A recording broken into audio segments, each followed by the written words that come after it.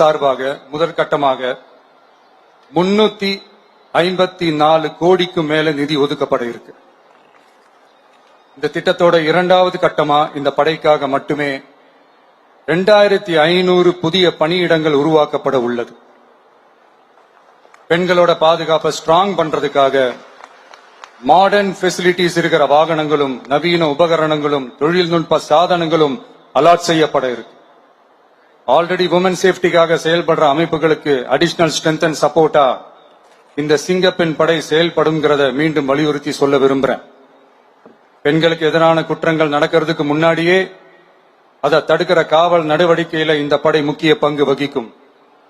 Field works and preventive ஆக்ஷன்ஸ்ல இந்த படை ஈடுபடுறதால அனைத்து மகளிர் காவல் நிலையங்கள் எல்லாம் வழக்கு விசாரணையிலும் குற்றவாளிகளுக்கு தண்டனை வாங்கி தர்றதிலையும் இன்னும் அதிக கவனம் செலுத்த முடியும்.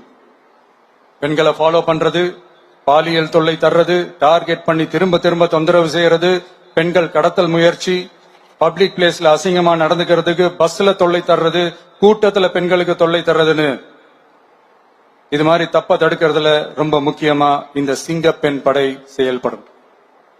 பெண்களுக்கு எதிரான குற்றங்களை தடுக்க நடவடிக்கை எடுக்க இந்தியாவிலேயே முதல் முறையாக ட்ரோன் வாயிலாக பெட்ரோல் மூலை அறிமுகப்படுத்தப்படும். நம்ம வீட்டு பெண்கள் அவங்களோட ட்ரீம்ஸ் அண்ட் எக்ஸ்பெக்டேஷன்ஸ் என்ன அப்படின்றத நம்ம அரசு நல்லாவே புரிஞ்சு வச்சிருக்கு. அது கொஞ்சம் கொஞ்சமா நாங்க செயல்படுத்துவோம்.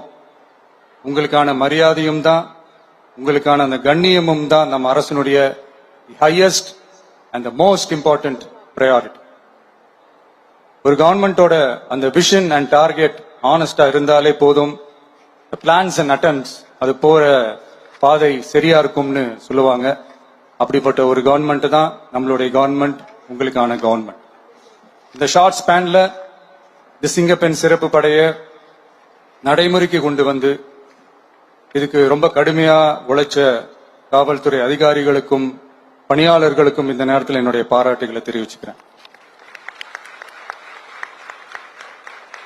இந்த நேரத்தில் என்னை பொறுத்த வரைக்கும் ஒரு கவர்மெண்டோட முதல் சக்சஸ், முழு சக்சஸ் இன்ஃப்ராஸ்ட்ரக்சரோட வளர்ச்சியிலையோ பொருளாதார வளர்ச்சியிலையோ மட்டுமே இல்லை, அந்த ஸ்டேட்டோட பெண்களும் குழந்தைகளும் மரியாதையா வாழ்றாங்களா அப்படின்றதுல தான் அந்த கவர்மெண்டோட முழு சக்சஸுமே